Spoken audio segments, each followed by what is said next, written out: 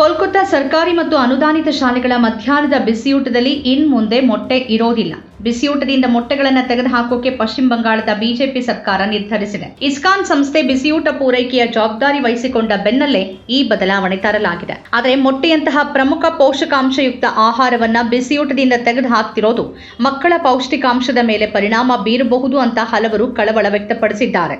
ಸಸ್ಯಾಹಾರಿ ಆಹಾರ ಪದ್ಧತಿಯನ್ನ ಹೇರಲಾಗುತ್ತೆ ಮತ್ತು ಮಕ್ಕಳ ಪೋಷಣೆಯ ವಿಷಯದಲ್ಲಿ ರಾಜಿ ಮಾಡಿಕೊಳ್ಳುವ ಕ್ರಮ ಇದಾಗಿದೆ ಅಂತ ಟೀಕಿಸಲಾಗ್ತಿದೆ. ಹೊಸ ವ್ಯವಸ್ಥೆ ಅಡಿಯಲ್ಲಿ ಇಸ್ಕಾನ್ನ ಅನ್ನಮಿತ್ರ ಪ್ರತಿಷ್ಠಾನ ತಯಾರಿಸುವ ಊಟ ಕಟ್ಟುನಿಟ್ಟಾಗಿ ಸಸ್ಯಾಹಾರಿ ಮೆನುವನ್ನು ಹೊಂದಿದೆ.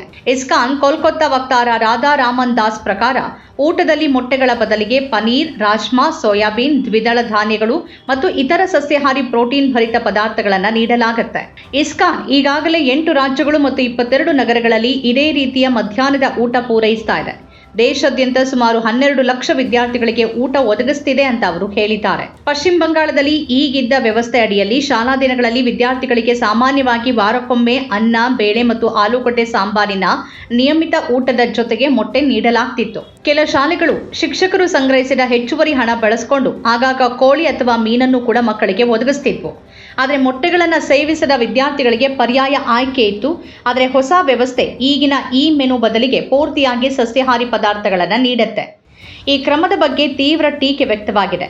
ಟಿಎಂಸಿ ರಾಜ್ಯಸಭಾ ಸಂಸದ ಡೆರೆಕ್ ಒಬ್ರಿಯನ್ ಬಿಜೆಪಿ ಶಾಲಾ ಊಟದಿಂದ ಮೊಟ್ಟೆಗಳನ್ನು ತೆಗೆದುಹಾಕುವ ಮೂಲಕ ಮಕ್ಕಳನ್ನ ಪೋಷಣೆಯಿಂದ ವಂಚಿತರನ್ನಾಗಿಸ್ತಿದೆ ಅಂತ ಆರೋಪಿಸಿದ್ದಾರೆ.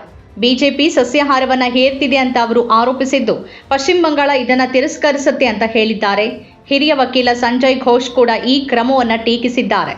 ಬಿಜೆಪಿ ರಾಜಕೀಯ ವಿರೋಧಿಗಳ ಮೇಲೆ ಮೊಟ್ಟೆ ಎಸೆಯೋಕೆ ತಯಾರಿದೆ, ಆದರೆ ಬಂಗಾಳದ ಮಕ್ಕಳಿಗೆ ಮಧ್ಯಾಹ್ನದ ಊಟದಲ್ಲಿ ಮೊಟ್ಟೆ ನೀಡೋದಕ್ಕೆ ಮನಸ್ಸಿಲ್ಲ ಅಂತ ಹೇಳಿದ್ದಾರೆ. ಇಸ್ಕಾನ್ನ ಸಸ್ಯಾಹಾರಿ ಊಟ ಕಾರ್ಯಕ್ರಮವನ್ನು ಪರಿಚಯಿಸುವಾಗ ಮುಖ್ಯಮಂತ್ರಿ ಸ್ವಾಮಿ ವಿವೇಕಾನಂದರನ್ನ ಸ್ಫೂರ್ತಿ ಅಂತ ಉಲ್ಲೇಖಿಸಿರೋದು ವಿಪರ್ಯಾಸ ಅಂತ ಅವರು ಟೀಕಿಸಿದ್ದಾರೆ. ವಿವೇಕಾನಂದರು ಒಬ್ಬ ಮಾಂಸಾಹಾರಿ ಆಗಿದ್ರು. ಅವರು ಮೀನು ಮತ್ತು ಮಾಂಸವನ್ನ ಇಷ್ಟಪಡ್ತಿದ್ರು ಅಂತ ಘೋಷ್ ವಾದಿಸಿದ್ದಾರೆ. ರಾಜ್ಯ ಹಣಕಾಸು ಸಚಿವ ಸ್ವಪನ್ ದೇವನಾಥ್ ಅವರ ಸೋಮವಾರದ ಬಜೆಟ್ ಭಾಷಣದ ನಂತರ ಈ ಘೋಷಣೆ ಮಾಡಲಾಯಿತು.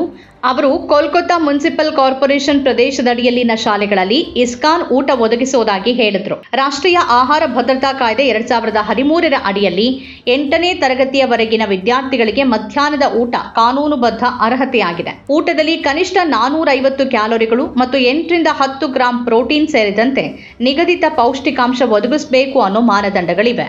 ನಮ್ಮ ಕಾರ್ಯಕ್ರಮಗಳನ್ನು ನೀವು ನೋಡ್ತಾ ಇದ್ರೆ ನಮ್ಮ ಚಾನೆಲ್ ಅನ್ನ ಸಬ್ಸ್ಕ್ರೈಬ್ ಮಾಡಿ, ಪಕ್ಕದ ಬೆಲ್ ಐಕಾನ್ ಒತ್ತಿ ನಮ್ಮನ್ನ ಬೆಂಬಲಿಸಿ. ಹಾಗೆ ನಮ್ಮ ಕಾರ್ಯಕ್ರಮಗಳನ್ನ ಲೈಕ್ ಮಾಡಿ, ಕಮೆಂಟ್ ಮಾಡಿ, ಅದನ್ನ ಬೇರೆಯವರಿಗೂ ವಾಟ್ಸ್ಆಪ್ ಮೂಲಕ ಶೇರ್ ಮಾಡಿ.